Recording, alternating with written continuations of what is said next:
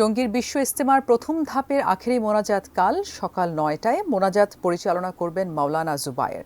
ফলে ভোর থেকে আবদুল্লাপুর এবং ভোগড়া বাইপাস হয়ে কোনো যানবাহন চলাচল করবে না। ইজতেমা ময়দান থেকে বিস্তারিত জানিয়েছেন মাজহারুল ইসলাম মাসুম। তাবলিগ জামাতের দ্বিতীয় বৃহত্তম জামায়াত বিশ্ব ইজতেমা আজকে দ্বিতীয় দিন।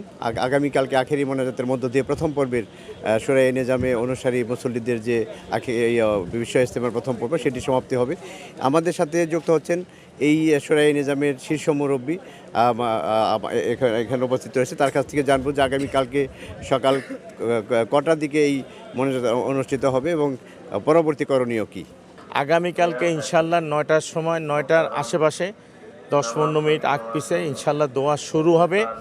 এই জন্য আমরা সকলকে ঢাকা শহরে আশপাশে যারা আছেন ইনাদেরকে দাওয়াত দিচ্ছি, সবাই যাতে সকালে ফজর নামাজের পরে এখানে চলে আসেন। যেহেতু সকাল থেকেই অনেক দূর থেকেই গাড়ি ঘোড়া বন্ধ করে দিবে, আমরা যদি পারি আগের দিন রাত্রে আসি, যদি কেউ রাত্রে আসতে নাও পারি তারা আমরা এরকমভাবে ফজরের নামাজ এখানে পড়ার চেষ্টা করি।